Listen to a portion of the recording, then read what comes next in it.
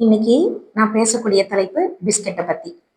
ஏன் இந்த டாபிக் எடுத்திருக்கிறேன் அப்படின்னா, நிறைய வீட்டில் குழந்தைங்க பிஸ்கெட் அடம்பிடிச்சு சாப்பிட்றாங்க. இதை விட பெரியது என்ன விஷயம்னா, பெரியவங்களே விரும்பி சாப்பிட்டுட்டு இருக்கிறோம். இது ஏன் இதை சாப்பிடலாமா வேண்டாமா அப்படின்ற ஆர்குமெண்ட் போனதுனால இந்த விஷயத்தை பற்றி சொல்லலான்னு முடிவெடுத்திருக்கிறேன். இன்றைய காலகட்டத்தில் நிறைய பேர் வீட்டில் காலையில் எந்திரிச்சதும் பெரியவங்க வாக்கிங் போகிறாங்க, சின்ன பிள்ளைங்க உட்காந்து ஸ்கூல் போகிற பிள்ளைங்கள்லாம் படிக்கிறாங்க.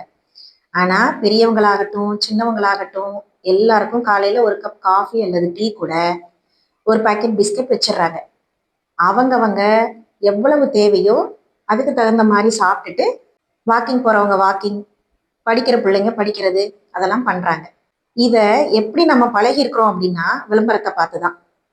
விளம்பரத்தில் 5 பிஸ்கெட் சாப்பிட்டா ஒரு டம்ளர் பால் குடிச்சதுக்கு சமம்னு சொல்லி விளம்பரத்தில் காட்டுறாங்க. அப்போ அதை நான் நம்பிட்டு நல்ல சத்தான உணவு தானே, பாலுக்கு பதிலாக பிஸ்கெட் தானே சாப்பிட்றோம், அது நல்ல உணவு தானே அப்படின்ற மாதிரி மனசில் பதிய வச்சிடறாங்க. பிஸ்கெட் சாப்பிட்றது நல்லது கிடையாது. அதற்கான காரணத்தை இப்போ சொல்ல போகிறேன். பிஸ்கெட்டில் அதிகமான சர்க்கரை இருக்குது. சர்க்கரை அதிக அளவு சாப்பிட்றதுனால வெயிட் போடும், பல் சொத்தையாகும், சின்ன வயசுலேயே டைப் 2 டயபெட்டிஸ் வந்துடும். அடுத்து பிஸ்கெட்டில் ஊட்டச்சத்துங்கிறதே கிடையாது.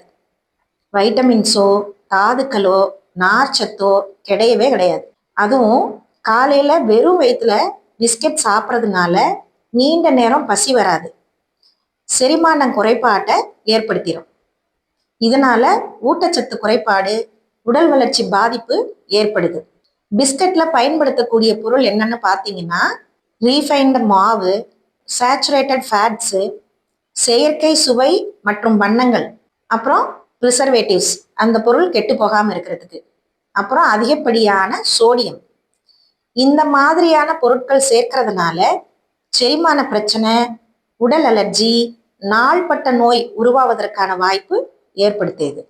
பிஸ்கெட்டை காலியான கலோரின்னு சொல்லுவாங்க, அதாவது எம்டி கலோரி ஃபுட்டு அப்படின்னு தான் அதை சொல்லுவாங்க. அப்புறம் நோய் எதிர்ப்பு சக்தி தடை ஏற்படுது, உடல் மற்றும் மன வளர்ச்சி பாதிக்கப்படுது. பிஸ்கெட்ல அதிகமாக என்ன இருக்கு அப்படின்னா, சர்க்கரை, கொழுப்பு, உப்பு மிகுதியா இருக்கிறதுனால சுவைக்கு அடிமைப்படுத்தப்படும் கலவைன்னு கூட இதை சொல்லலாம். அதனால அதை பார்த்தோன்னே யாருக்கா இருந்தாலும் என்ன, அதை சாப்பிடணுன்ற ஒரு எண்ணம் ஏற்பட்டுக்கிட்டே இருக்கும். அளவுக்கு அதிகமான உணவு சாப்பிட வைக்கும்.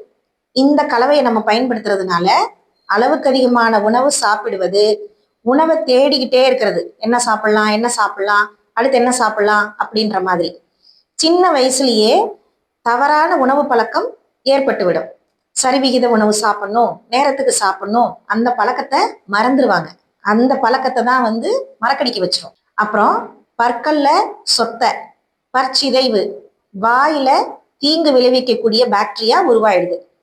அதிகப்படியான கார்போஹைட்ரேட் இருக்கிறதுனால இது உடலுக்கு நல்லதில்லை. மற்றும் பிஸ்கெட், குக்கீஸ் மனிதர்களுக்கான உணவே கிடையாது.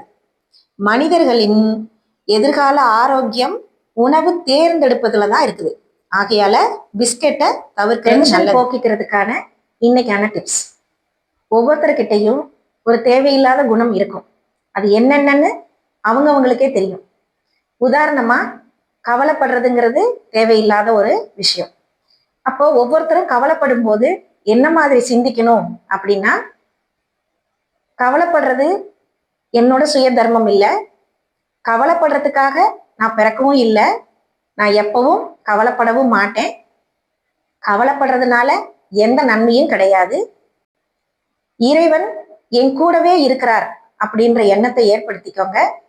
எது நடந்தாலும் நன்மைக்கே அப்படின்ற விஷயத்த நீங்க வாழ்க்கையில கொண்டு வரும்போது கவலைப்படுறதுங்கிறத தேவையில்லாத ஒரு குணம் நம்மளை விட்டு போக ஆரம்பிச்சிடும். இதை ட்ரை பண்ணி பாருங்க, ரொம்ப நல்லா இருக்கும்.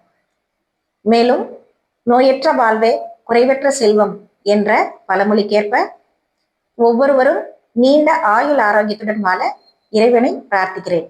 உங்களிடமிருந்து விடைபெறுவது உங்கள் மீனாட்சி சரவணகுமார்.